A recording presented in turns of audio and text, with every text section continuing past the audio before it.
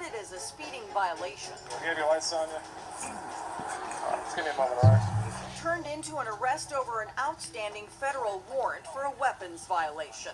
You have a warrant out for your arrest right now. A warrant for what? I'm going to show it to you in a moment, okay? But when Charlotte Mecklenburg cops cuffed 29-year-old Moncrief Moon and are about to take him in, the color green catches the arresting officer's eye. A large stack of cash, $100 bills in Moncrief's left jacket pocket. The money is placed on the trunk of the car. Immediately, Moncrief becomes focused on the cash. Yeah, he's like, fuck this thing. Girlfriend to pay bills. Right. What is my money on the Right. The officer tosses the stack of bills on the passenger seat of the police car and tosses Moncrief in the back. But when they make it to the police station, Alright, I'm gonna count your money in front of you, okay?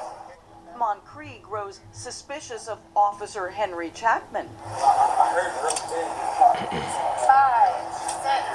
7, 8, 9, 10. Now Moncrief turns the tables, asking the female officer counting the money to search Officer Chapman. Uh-oh. Can you look in between his legs real quick? I think he just put some more money in between his legs. Got his ass. He shut his body camera off too, I bet. I'm asking.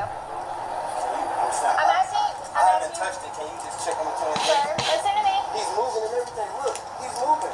Sir. I heard the rubber band pop. He told me, oh, I had to. Look, and he's moving. He's moving in between his legs. Moncrief is convinced Officer Chapman has stashed some of his cash, and as other officers arrive, Look at his hand. He's tucking money. He's tucking money right in his right hand. he demands that Officer Chapman be searched. Ooh-wee. Look at me. If someone takes your money, it will be a big problem. Yeah. All right? No one's going to take your money. I can see his hands. Are you saying that there's more money in here? What I'm saying is he just touched mine. I seen him put it in between his legs. I heard my rubber band. I've been nothing but... Look at him, yo. Nah, bro. His hand was shaking. Yeah, did you see the officer's face? If you look direct, I'm gonna rewind it. If you look directly into his eyes, it's pure fear. Nothing but striking fear. Look at his eyes, bro. So he knows he's cooked. He's like, oh fuck, they're about to catch me. You better put that shit in your booty cheeks, bro. Fuck. Look at him. He's ducking shit right now. Officer Chapman gets out of If I did nothing, I would have got out immediately out of the car and been like, I didn't do shit.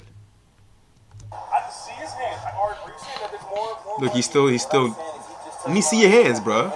Look at him. Officer Chapman gets shaking. out of the patrol car and tries to prove he didn't take any of Moncrief's money. I'm gonna show you right here. Look at me. But as another officer opens Chapman's driver's side door, it's like an ATM machine. Do you see anything? No, yeah, I'm not even gonna touch it. It's blue hundreds right here. It's all the blue hundreds are right there behind that receipt. Thank you. All that's my money. You didn't have that. This is your money? Yes, I heard him crumble it up. Thank you. All that's been recorded, right? That's my money. $900 is tucked inside the driver's side door. $900 he stole. Chapman That ain't denies my he had money. anything to do with how it got there. Sir, you've been watching me that whole time. I seen you take it. I seen you crumble it. Sir, that is not me. If I'm right, it's gonna be around $1,000. Moncrief will not let him off the hook. Mr. Chapman went in my money. He separated my money. He was trying to steal it, and I caught him. Officer Chapman is taken to a room in... Oh no, this is the greatest thing ever, son. No way. Listen, police do this type of shit all the time. Yeah. Let's never get it twisted, right? They find $100,000 worth of drug money. All that's going in evidence, but it's not counted in the field most of the time. Even here, they waited till they got him by the station before they counted it. Yeah. Like, so they're not gonna count it right away. Yeah. Right? So in between, when you arrive, everybody's in the room. But by the time we actually take it to them, especially if it's a large amount of money, it ain't nothing for several hundreds to go missing. Put them in your jacket. I seen cops get caught on video taking jewelry out of people's houses when they're searching them. So like, hey, listen, this ain't the first time, nor will it be the last. But my boy here, boy, he's shaking like a leaf. Fuck. He's frightened. The station, and his gun is removed. Then the cop's so adamant that he had nothing to do with stealing Moon's money. So how'd the money get there? Changed his tune. How'd it get there? I'm sorry. In a separate room, Oh, you're a done. supervisor had this to say to Moncrief. Right is right, wrong is wrong. Listen, alright? CMPD takes this seriously. Listen. Now, I always try to say that another way because I feel like cursing right now, alright? He removes Moncrief's cuffs. Did you need any water or anything? They can't let him go though. And now it's Officer Chapman who's shackled Damn! in the interrogation room. After an internal investigation, Officer Henry Chapman is arrested and charged with embezzlement. He resigned from the police I force bet. the next day. Well, you had no choice but to resign, bro. They were gonna fire you. They stripping that pension anyway. You're cooked, sir. That's outrageous. Listen, don't do if you wait. What they say? What they say? Don't do the crime if you can't do the time. Yeah, right. Yeah. Fuck you talking about? Sticky fingers. Keep your fucking hands over the boy money. If this was a state crime, this might have got his whole case dismissed. Right, but they arrested him on a federal warrant. Okay. I think it's guns or some shit like that. So it may have a little bit of a bearing because trust me, I'm his lawyer, boy. I'm a repeatedly shout this that the officers that arrested him were corrupt, that we don't know what's going on. Right, but the problem is of course that they're not actually the arresting officers for the offense. Whatever it is that he's being taken for, it's a warrant for from a prior thing. Right, so ultimately, the court might determine that it's unrelated. Okay. Like his corruption in stealing your money is unrelated to the underlying thing that they took your ass for.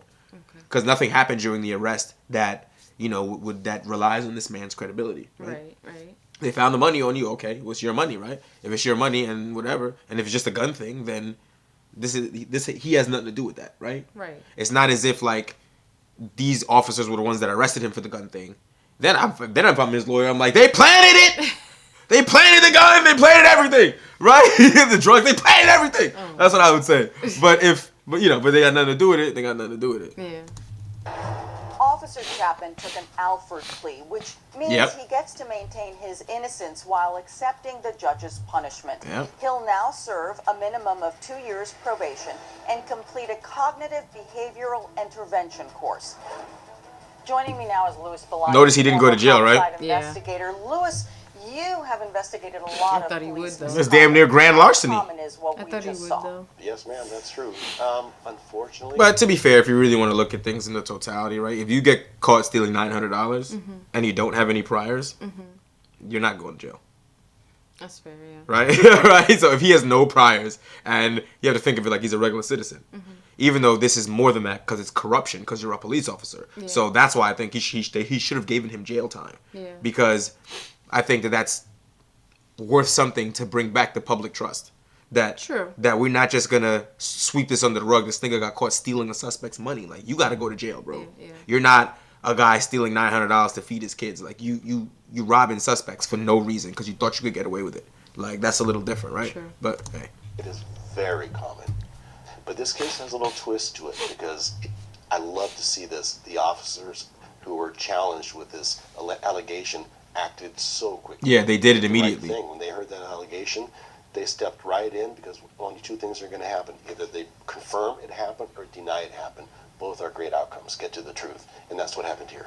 I think it's important that the police officers on the scene took Moncrief's allegations Seriously, and complaints yeah. seriously. Because usually that's not the only did they take it case. seriously, but they decided to act immediately. They searched him. I really feel for the officers that had to arrest their own that day. Very seldom does that happen that quick, and with the officers right there on the spot. Yeah. Usually it goes up the chain. It takes forever to get that to happen.